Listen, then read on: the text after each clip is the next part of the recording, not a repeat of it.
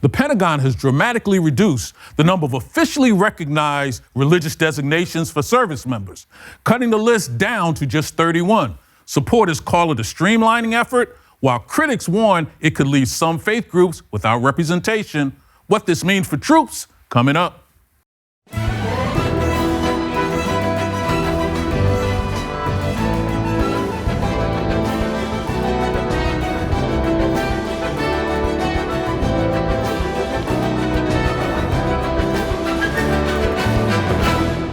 Welcome to Faith and Politics, a show dedicated to discussing issues surrounding the intersection of church, state, and politics, and the examination of whether you're allowing your faith to shape your politics or your politics shaping your faith.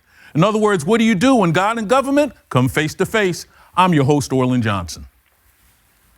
Let me introduce you to our guest panelists for today. First, we have with us Mr. Todd McFarland, General Counsel for the General Conference of the Seventh-day Adventist Church.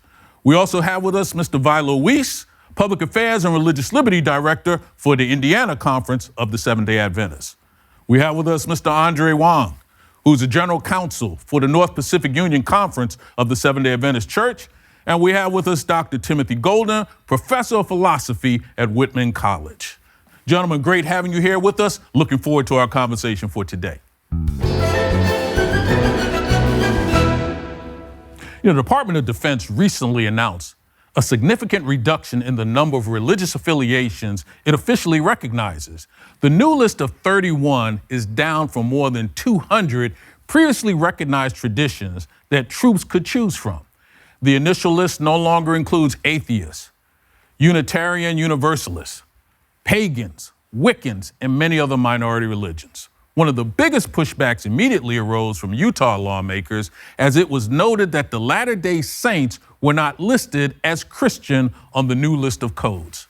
Secretary Hegseth suggested that this change or decrease in religious affiliation codes is not designed to make any claims of the legitimacy of any faith or religious beliefs, nor is it intended to provide a list of officially approved religions.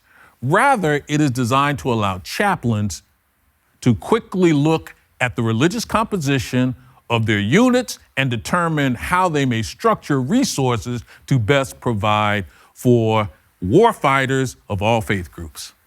Todd, when you take a look at what's going on in this situation here, part of me says, well, if it isn't broke, why are we trying to fix it? And the idea of deciding that you want to compact this number of religions, I'm not really sure what we're gaining from it. Is it a little bit of overreach, or is it much to do about nothing? What's your thoughts on that?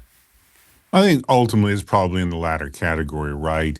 It's hard to imagine what difference this makes. It doesn't restrict the ability of any particular service member to exercise their faith. It doesn't restrict the ability of anyone to be a chaplain in the military. No one was dropped in either of those respects. I do think this was probably a lot about optics. I think the current administration just really is uncomfortable with the number of faiths that were listed there. And also some of these were extremely small. I mean, how many Wiccans are there in the U.S. military?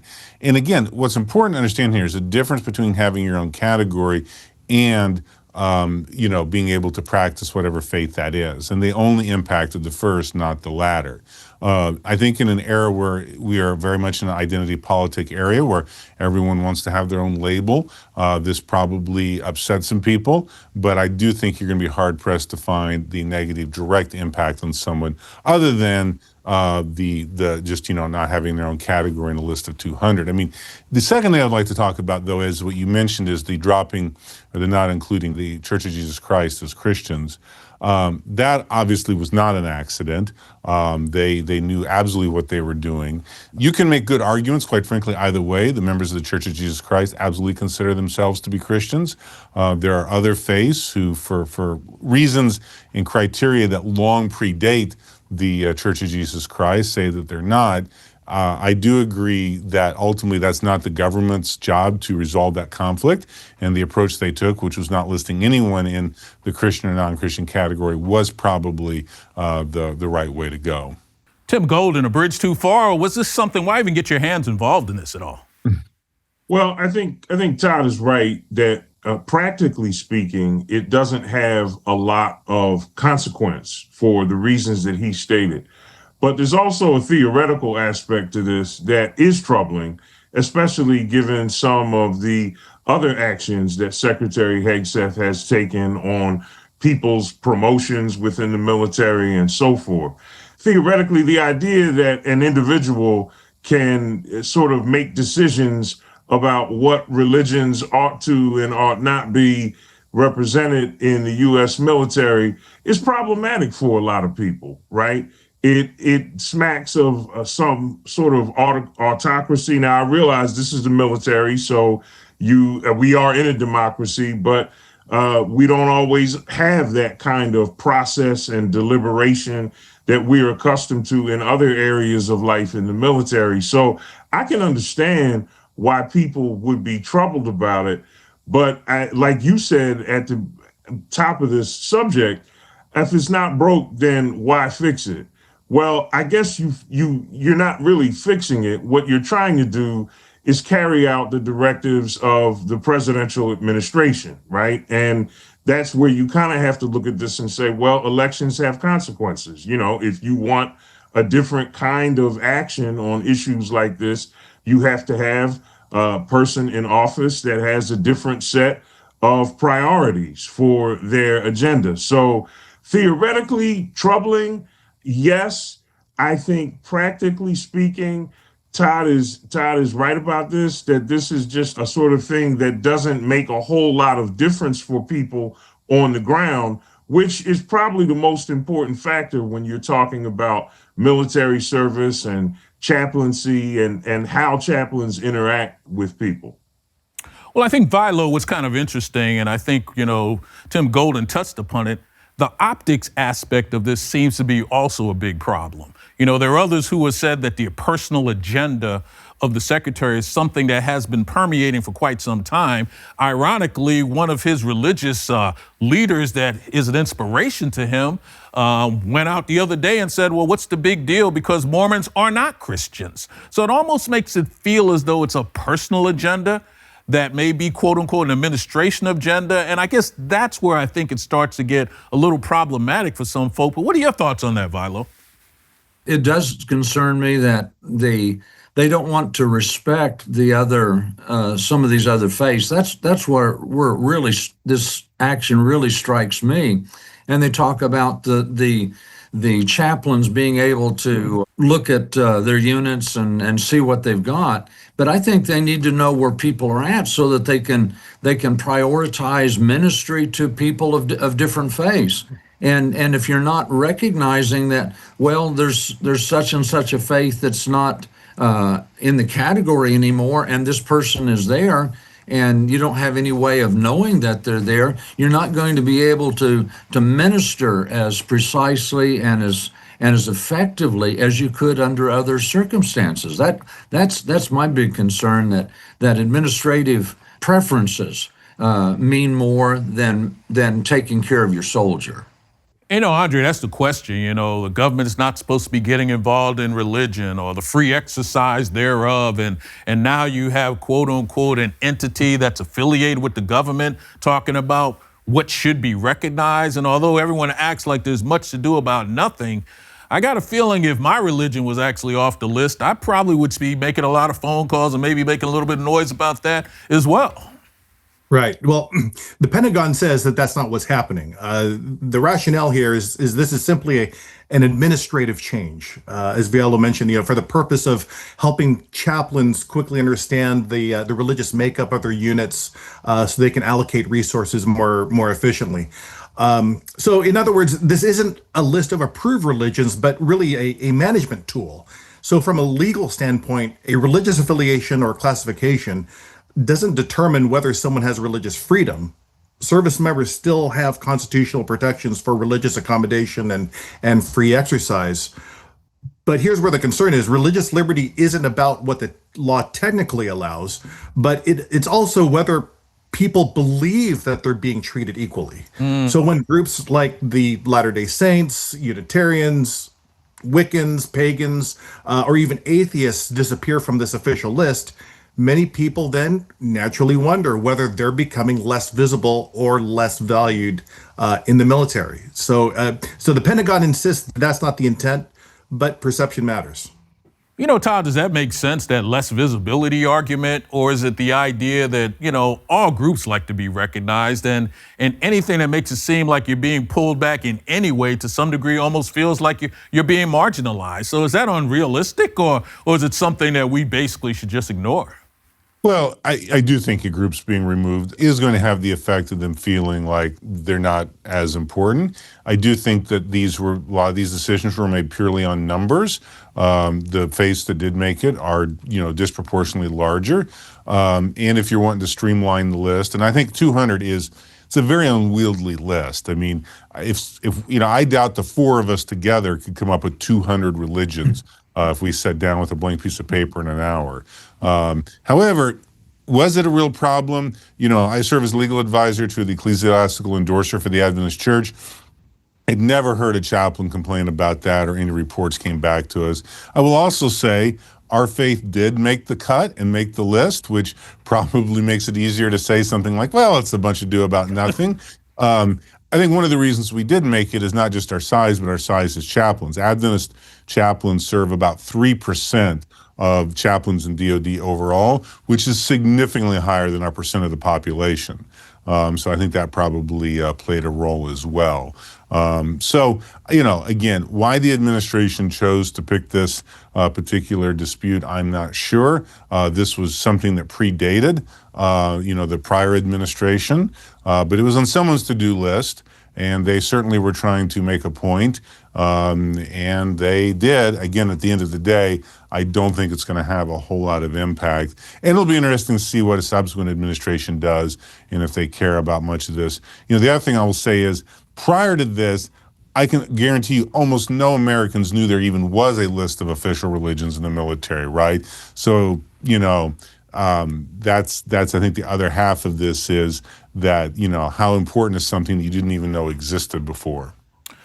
Well, and I guess, Tim, this isn't really about other Americans. People in the military seem to be in a position where they get to, have certain rights and privileges. But I guess the real question is the personal agenda of a secretary kind of permeating itself from a policy perspective. That seems to be where the real pushback has been coming on this.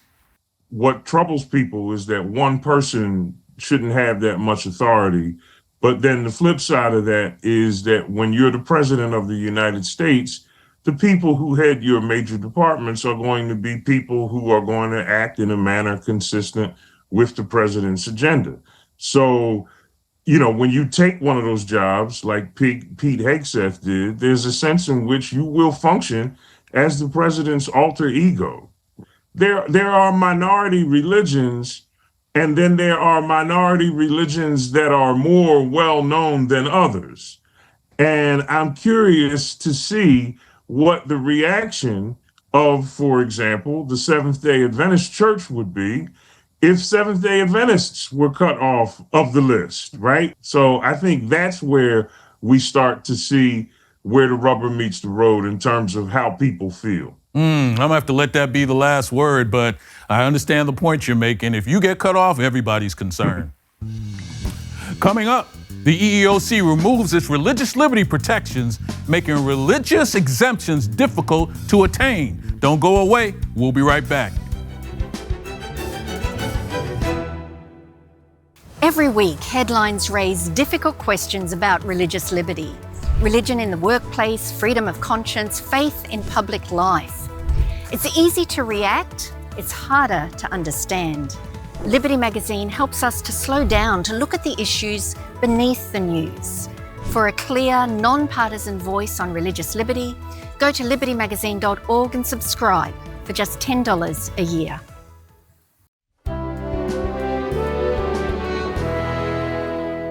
There's a case that's called the United States Conference of Catholic Bishops versus the EEOC. Congress actually passed a statute or an act that's called the Pregnant Workers Fairness Act. It came out a few years ago, and it was to provide robust protections for pregnant women in the workforce.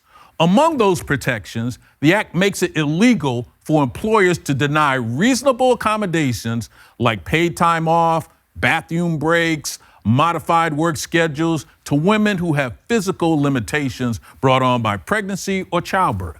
The act also bars employers from denying employment opportunities for pregnant women because they require accommodations. But at the same time, the EEOC issued its new unprecedented abortion mandate. It also tore down existing religious liberty protections. The EEOC will consider these defenses only on a case-by-case basis after some type of investigation and even possible litigation. You know, Andrew, when you take a look at what the EEOC is trying to accomplish here, on one hand, we have this great act that's supposed to be protecting individuals, but then right on the backside of it, now you've got a situation that seems to be pulling away at some religious freedoms, or at least analyzing it on a case-by-case basis. It just makes it seem like you're taking 2 steps forward and 1 step back with some of these issues, and this seems like a topic that wasn't even worth touching. You know, what's going on with this particular case here? Yeah, so this case is one of those situations where almost everyone agrees on the goal, but disagrees about how the law is being implemented. The controversy really isn't about accommodating pregnancy, but it's about the limits of agency power and the regulations that the EEOC adopted when it implemented the law. So the EEOC interpreted the phrase of the statute, pregnancy, childbirth, and related medical conditions to include abortion in certain circumstances. So that means an employee could request leave or another workplace accommodation connected to obtaining or recovering from an abortion. So for organizations like the National Conference of Catholic Bishops, that was a bridge too far. And so they argue that religious employers who sincerely believe that abortion is morally wrong should be forced to accommodate these requests. And if Congress intended that, they would have clearly expressed that in the statute for employers to require those accommodations. So it's not just about the accommodation itself. It's that the EEOC regulations state that any objection by a religious employer would be evaluated on a case-by-case basis, which in turn is the loss of predictability for religious employers that have traditionally relied on that instead of facing expensive legal battles and litigation just to establish rights that they believe are enshrined in the Constitution and that federal law already protects. Yeah, I think one of the important things to keep in mind here is the hypocrisy of the prior administration in this, right? It got passed bipartisan. And one of the agreements was this will not touch abortion. And it does not mention abortion. Yet immediately the administration then said, oh no, abortion is a pregnancy-related condition, and then tried to put this down people's throats. And what this has done is it's made it much more difficult, I think, moving forward to get anything passed and saying, listen, it requires a specific abortion carve-out now is the only way you'll get bipartisan support, which oftentimes makes something politically unacceptable. I think the other problem has been, too, is the judge down in Texas who truly doesn't seem to understand the USCCB's comments or concerns, because the real exemption here, the remaining exemption to the exemption, for lack of a better term, is, well, what if there is a mental health sort of reason for a person who needs abortion? So an employer would be required to cover it, not elective, but what for mental health reasons and or medical reasons, which include mental health. And the problem is that is a loophole you can drive a semi-truck through. Any person who's pregnant can make a claim for mental health exemption, and it basically means that all abortions would have to be accommodated by a religious workforce, and that is not what Congress intended. And so, yeah, this was a very disingenuous move by the prior administration, and unfortunately, the courts haven't seemed to really understand what the concerns are and done the right thing yet. You know, Vilo, what's really interesting here is that we've got one administration, we got a new administration, we got courts that are trying to make these decisions. But it seems to me the moment you put in the language, it's going to be evaluated on a case-by-case basis. We should all realize that chaos is around the corner. You know, once we had a little predictability, it seemed to make sense. But once you start getting into that, when it causes increase in costs, going to court, I mean, you know, it just seems like the whole thing is just way too messy and didn't have to be. Yeah, that's right. And it almost looks like, to a large degree, we're going down the same road with the Little Sisters of the Poor under the Affordable Care Act. You know, that they had to go to court for years and spend untold amounts of money because of the contraceptive requirement. they didn't need that, in their setting.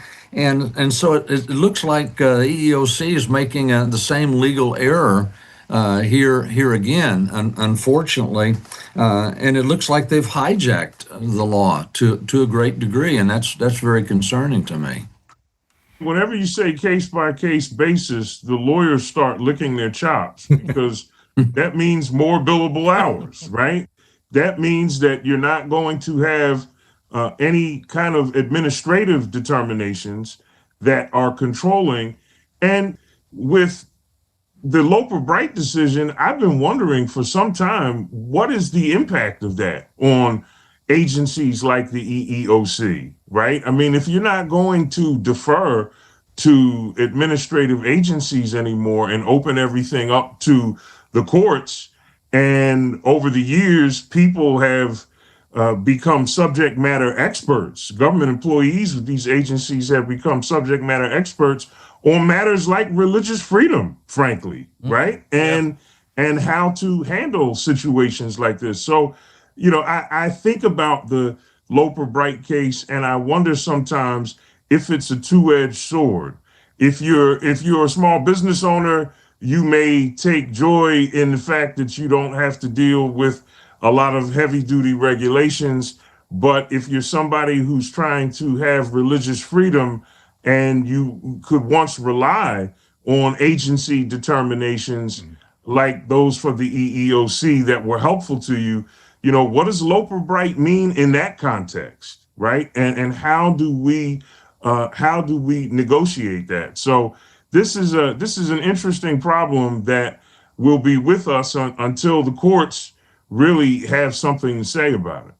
Andre, we used to all sit around, old-time lawyers, and when you had these issues, you would just Chevron, Chevron, Chevron. Point to the administrative law, go back to this particular agency, they're the experts. And some of us wondered, when Chevron was done away with, what are we going to see? This looks like the beginning of what we will be seeing. Everybody's an expert who has access to the internet. And some people are getting appointed who have never even been in position to understand this. Is this chaos that's really just going to be going on for quite some time? Or can there be a fix to all this legally at some point? Yeah, so this is a classic administrative law bar exam question. The EEOC is on one hand, just carrying out the statute Congress enacted. The agency says that it's interpreting existing language that has appeared in other federal employment laws, and that it must ensure that pregnant workers receive meaningful workplace protections.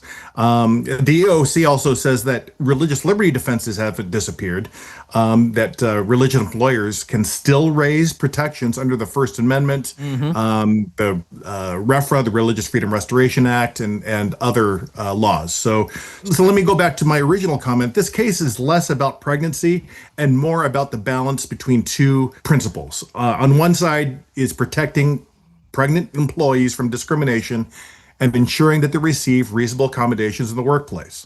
On the other hand is protecting the ability of religious organizations to operate consistently with their sincerely held religious beliefs without having to defend those beliefs through prolonged litigation. And so the courts now have to answer that important question. Did the EEOC properly implement what Congress actually enacted, or did it go beyond the authority Congress gave it? So this case is really a broader conversation about the limits of agency power, the protection of religious liberty, and how we balance competing rights in a pluralistic society. Well, Todd, that seems to be what the rub is here. We're looking at a situation where we got a specific act we're trying to enforce, but for some reason you got an agency or you got a court that comes in, and it seems like they're even confused as to what their role needs to be. And as a result, we find ourselves at sometimes going down roads that this particular act probably had no intention of us going down. How do we start reining this stuff back in? Or is it basically the cow has left the barn and there's nothing we can do? Well, as I said, I think in my first set of comments, I do feel like now anything that touches this issue is going to have an explicit abortion provision, which is going to make these laws a lot more difficult to pass. Prior, you could get Democrats to vote for something that was silent on the issue, or Republicans, either way, with an understanding that silence meant it wasn't included. Now it's going to be more difficult. I do feel like combination of an agency that was overstepping its grounds and also a judge who isn't doing the right thing here has made this more complicated. You know, when you have such an issue that is so controversial and advocates, everyone's going to find whatever they can to push their view on, and that's resulted in more litigation than was probably necessary. Well, I'm going to let that be the last word, but it seems like the irony of what we're really working with here is the fact that we're supposed to be running a government that's not getting involved in a lot of these questions regarding religious beliefs and religious protections. Seems like it was already pretty set. But now we find ourselves in a situation that's going to be more chaos, more activities, and hopefully at some point, somebody will benefit other than the lawyers.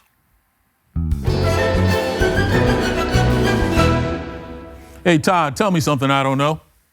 One of the 200 religions that was dropped by the Pentagon is something called Ekankar, which is a mystic religion started in the mid-1960s by a man in Minnesota that combined elements of Hinduism, meditation, and other Eastern philosophies. I'm not sure that the loss of them in the category is a great human rights violation that deserves the attention it got, though obviously those 50,000 members worldwide have the right to continue to practice as they wish, as they did before. That's true. Vilo, tell me something I don't know.